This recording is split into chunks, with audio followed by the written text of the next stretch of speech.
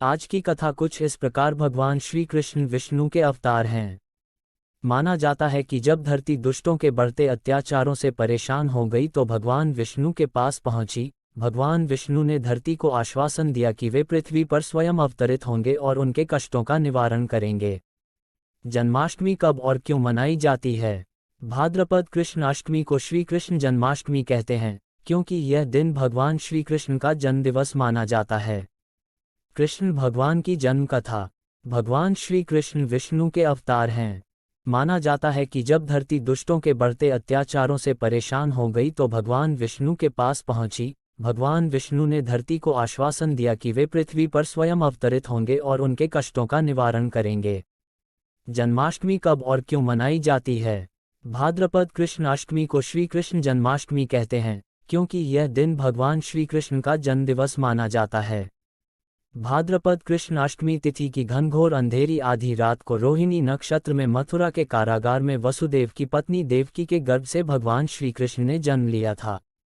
यह तिथि उसी शुभ घड़ी की याद दिलाती है और सारे देश में बड़ी धूमधाम से मनाई जाती है। द्वापर युग में भोजवंशी राजा उग्रसेन मथुरा में राज्य करता था। उसके आताई पुत्र कंस ने उसे गद्दी से उतार दिया और स्वयं मथुरा का राजा बन बैठा। कंस की एक बहन देवकी थी, जिसका विवाह वसुदेव नामक यदुवंशी सरदार से हुआ था। उन्होंने वसुदेव देवकी के दुखी जीवन को देख 8वें बच्चे की रक्षा का उपाय रचा। जिस समय वसुदेव देवकी को पुत्र पैदा हुआ, उसी समय संयोग से यशोदा के गर्भ से एक कन्या का जन्म हुआ, जो और कुछ नहीं सिर्फ माया थी। जिस कोठरी में देवकी वसुदेव कैद थे, उसमें अचानक प्रकाश हुआ और उनके सामने शंख, चक्र, गदा, पद्म धारण किए चतुर्भुज भगवान प्रकट हुए। दोनों भगवान के चरणों में गिर पड़े। तब भगवान ने उनसे कहा, अब मैं पुनः नवजात शिशु का रूप धारण कर लेता हूँ। गोकुल मंडल के मुखिया नंद और उनकी पत्नी यशोदा भी उनके कष्ट से बहुत दुखी थे। देवकी और वासुदेव के 7वें पुत्र को वासुदेव की दूसरी पत्नी रोहिणी के गर्भ में स्थानांतरित किया गया। यह भी भगवान विष्णु की माया थी। रोहिणी नंद और यशोदा के साथ ही वृंदावन में रहती थी। उस बच्चे को बाद में बलराम के नाम से जाना गया। बलराम को शेषनाग का अवतार माना जाता है। उधर वृंदावन में यशोदा भी गर्भ से थी। तुम मुझे इसी समय अपने मित्र नंदजी के घर वृंदावन में भेज जाओ और उनके यहाँ जो कन्या जन्मी है, उसे लाकर कंस के हवाले कर दो। इस समय वातावरण अनुकूल नहीं है, फिर भी तुम चिंता न करो। जागते हुए पहरेदार सो जाएंगे, कारागृह के फाटक अपने आप खुल जाएंगे और उफनती अथाह यमुना तुमको पार जाने का मार्ग दे देगी। उसी समय वसुदेव नवजात शिशु रूप श्री कृष्ण को सूप में रखकर कारागृह से निकल पड़े और अथाह यमुना को पार कर नंदजी के घर पहुंचे। वासुदेव ने वैसा ही किया जैसा उन्हें भगवान विष्णु ने करने को कहा था। जैसे ही देवकी ने नन्हे कृष्ण को जन्म दिया, वासुदेव उन्हें एक टोकरी में रख वृंदावन के लिए निकल पड़े। वह दिन अलौकिक था। सारे कारागार के पहरेदार सो रहे थे। यमुना नदी में भयंकर तूफान था। ज्यों ही वासुदेव यमुना को पार करने लगे, नदी ने उन्हें रास्ता दे दिया। उस तूफान और बारिश के बीच नन्हे कृष्ण की रक्षा के लिए शेषनाग भी पहुंच गए। वह दृश्य अत्यंत अद्भुत था। भगवान स्वयं पृथ्वी पर आए थे दुष्टों के दमन के लिए। वहां उन्होंने नवजात शिशु को यशोदा के साथ सुला दिया और कन्या को लेकर मथुरा आ गए। कारागृह के फाटक पूर्ववत बंद हो गए। अब कंस को सूचना मिली कि वसुदेव देवकी को बच्चा पैदा हुआ है। उसने बंदीगृह में जाकर देवकी के हाथ से नवजात कन्या को छीनकर पृथ्वी पर पटक देना चाहा, परंतु वह कन्या आकाश में उड़ गई और वहां से कहा, अरे मूर्ख, मुझे मारने से क्या होगा? तुझे मारने वाला तो वृंदावन में जा पहुंचा है। वह जल्द ही तुझे तेरे पापों का दंड देगा। तेरा अंत अब समीप है। यह सुन कंस को बहुत गुस्सा आया और उसने वृंदावन के सभी नवजात बच्चों को मारने के लिए कई दैत्य भेजे। वृंदावन भी उसके अत्याचारों से अछूता न रहा। कृष्ण के वध के लिए कंस ने पूतना राक्षसी को भेजा। कंस ने कृष्ण के वध के लिए पूतना राक्षसी को भेजा। पूतना ने एक सुंदर स्त्री का रूप धारण कर लिया। वह कृष्ण को गोद में लेकर घर से थोड़ी दूर निकल आई। जैसे ही उसने नन्हे कृष्ण को स्तनपान कराया, वह दर्द से करहाने लगी और बचाओ बचाओ चीखने लगी। जब तक गांव वाले वहां पहुंचे, पूतना का वध हो चुका था। नन्हे कृष्ण की उस लीला को कोई भी नहीं समझ पाया था।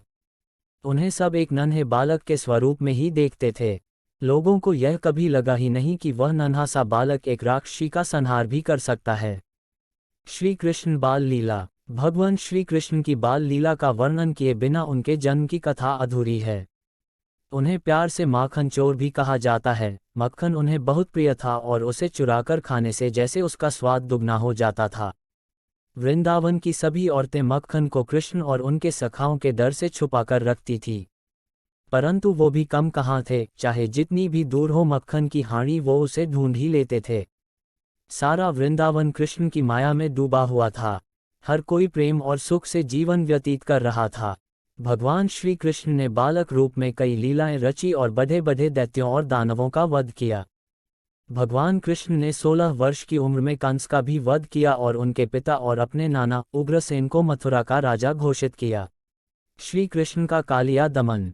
इसी तरह खेलते और गाय चराते चराते कृष्ण की बांसुरी की तान सुनते हुए ही दिन गुजरने लगे।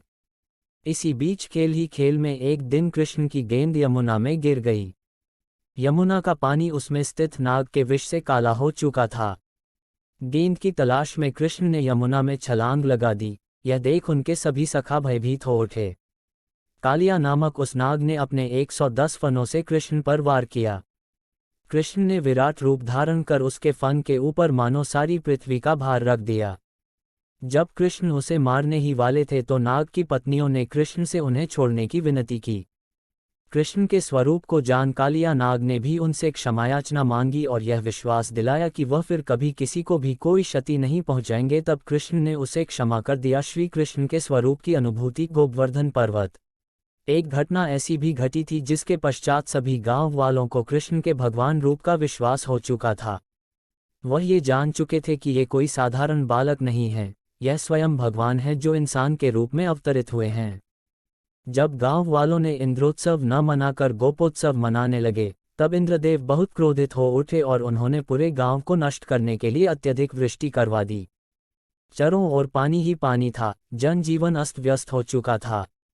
गांववासी त्राही त्राही कर रहे थे। तब कृष्ण ने गोवर्धन पर्वत को एक उंगली में उठा लिया और सभी गांववासियों को उसके नीचे शरण दी। यह देख इंद्रदेव को भी अपनी भूल पर पश्चाताप हुआ और उन्होंने श्री कृष्ण से क्षमा मांगी। गांववासियों ने कृष्ण को भगवान रूप में अनुभव किया। भगवान श्री कृष्ण की हर लीला रोमांचक है और इस बात का विश्वास दिलाती है कि जब जब दुष्टों ने अपने अत्याचारों से पृथ्वी पर सुख और शांति का विनाश किया है, तब तब ईश्वर पृथ्वी पर अवतरित हुए हैं और उन्होंने दुष्टों का संहार किया है। भगवान श्री कृष्ण की लीला का व्याख्यान अंतरात्मा में एक परम आनंद की अनुभूति कराता है। श्री कृष्ण की वाणी को भगवद गीता में पिरोया गया ताकि युगों युगों तक ये हमें हमारे कठिन समय में मार्गदर्शन करे। उनकी रची भगवद गीता हमेशा से ही मनुष्य का मार्गदर्शन करती आई है।